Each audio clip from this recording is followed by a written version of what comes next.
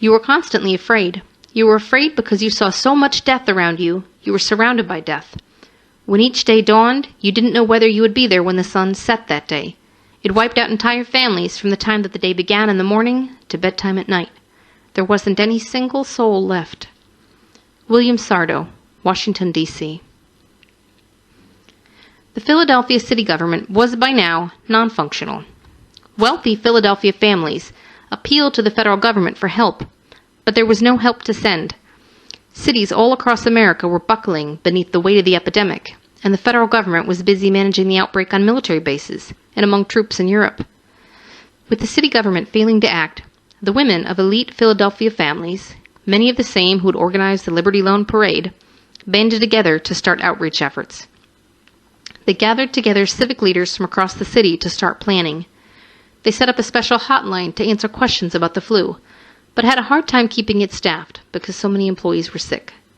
They set up local neighborhood leaders who would organize distribution of food and medical care. They set up soup kitchens in the schools and food delivery to sick people when possible. 500 people volunteered their cars to be used as ambulances and to deliver food and drive doctors around to treat the sick.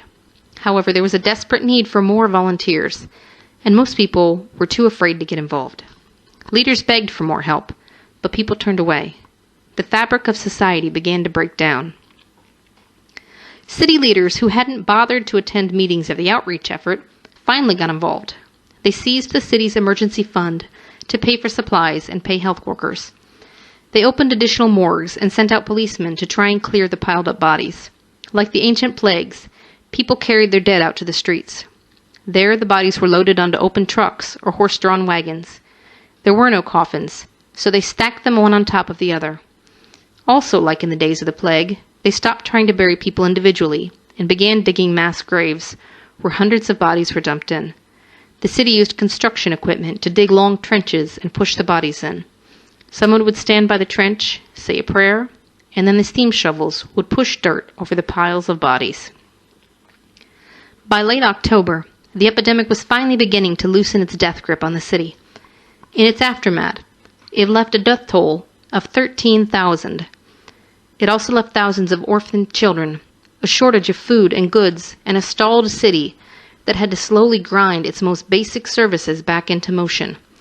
Finally, it left a changed people, filled with fear, wearied by war and disease, and crushed by grief. The people of Phoenix are facing a crisis. Almost every home in the city has been stricken with the plague. Arizona Republican, November 8, 1918. In other cities and towns across America, the news was the same. In New York City, 33,000 people died before the statisticians stopped counting. Some small towns tried to keep the virus out by quarantining themselves. They shut down all businesses and canceled public gatherings. People were ordered to stay in their homes and not touch or visit others. Some towns made it illegal to shake hands. In other towns, police were dispatched to nail signs on the doors of homes where people were sick. The signs said, "Influenza," in red letters. Rumors spread in Phoenix, Arizona, that dogs spread the disease. Policemen killed dogs in the streets, and people killed their own pets. Towns in Colorado set up barricades on the roads, and men guarded them with shotguns, preventing anyone from coming in. Other towns couldn't stop the trains from rolling through on their local platforms, but they refused to let anyone step off the trains. Anyone who did was thrown in prison and quarantined. It didn't work. The virus still slipped in. The only place that escaped the worst of the wrath was San Francisco, and historians credit that to aggressive response by the local government, who listened to their public health officials. Public Health Director William Hassler quarantined all naval stations before they had any reported cases. He knew it was only a matter of time. He ordered all public schools and gathering places closed. He divided the cities into separate districts with distinct support staff so as to segregate outbreaks. He laid out plans and organized the flu response before the flu ever hit the city so they would be ready when it did. The city's government, medical, and civic organizations banded together to educate citizens on prevention such as hand washing, avoiding public places, and wearing a face mask. While Philadelphia's government was still denying there was a problem, San Francisco authorities were distributing 100,000 face masks. Police enforced the face mask rule at gunpoint and actually shot people who refused to wear masks in the streets. As the second wave diminished throughout the country, San Francisco rejoiced for having missed the flu. The flu would mutate once more and rage through the world for a third time, but infecting and killing fewer people. This time it would be less severe. This time it did hit San Francisco because they thought the flu was already over. The third wave hit the Southwest and Midwest hard, but for the rest of America, the worst of the flu had passed. Even as America woke from the nightmare, the epidemic had left its imprint.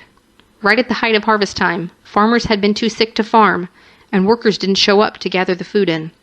Food that was harvested rotted in warehouses because there was no one to transport it. There was a lag while the country tried to catch up on shipping food and goods, and store shelves and markets stayed empty for some time because goods hadn't been delivered. As winter rolled in, there was a shortage of coal and other goods. However, the weary country still rejoiced, for an armistice was signed on November 11, 1918. The war was finally over, even as the plague and its effects lingered on. In the U.S., it killed about 675,000. The flu killed an estimated 3% of the entire world population. In Latin America, the flu killed 10 out of every 1,000 people. In Africa, about 15 out of every 1,000 died, and in parts of Asia, the death rate was as high as 35 per thousand. In Tahiti, it killed 10% of the population, and in Western Samoa, 20% of the population died. In India alone, it killed about 20 million people. You may be asking yourself, could a deadly flu like that happen again? It's important to understand that the Spanish flu was devastating for a number of reasons unique to that time. However, the essential formula for epidemics still exists. Viruses sometimes jump species, for instance from pigs to human. This could happen at any time, anywhere in the world. And of course, flu viruses are constantly mutating. Usually mutations are minor, but occasionally a big mutation can happen. This has happened a few times in recent history. For instance, the Russian flu of 1889 killed about 1 million people. The Asian flu of 1957 killed about 2 million. And the Hong Kong flu of 1968 also killed about 2 million. Then in 2018, exactly 100 years after the outbreak of Spanish flu, a mutation brought a particularly deadly flu to the US and Australia. As of 2018, there is one strain of avian flu, an H5 type, that has managed to infect humans, but so far cannot jump between people. However, that particular strain of flu is frightening in its potential, according to Donald Burke, MD, former director of the Johns Hopkins Center for Immunization Research. Of the people who have been affected, it has been deadly in over 75% of cases. If that type of flu adapted to human infection, it could be catastrophic. So could it happen again? Yes, it could. As Burke said, when it comes to the probability of a pandemic flu, I think everyone would say it's not if, it's when. However, there's reason to be hopeful. When a new kind of flu emerged in 2009, a swine flu, just like the Spanish flu, officials did not waste any time acting. Public health officials acted swiftly, putting emergency epidemic plans into operation. We were lucky that the 2009 swine flu, though very contagious, was not a deadly strain, and it showed us that response matters a great deal. In fact, the way we respond to the next big epidemic could mean the difference between life or death.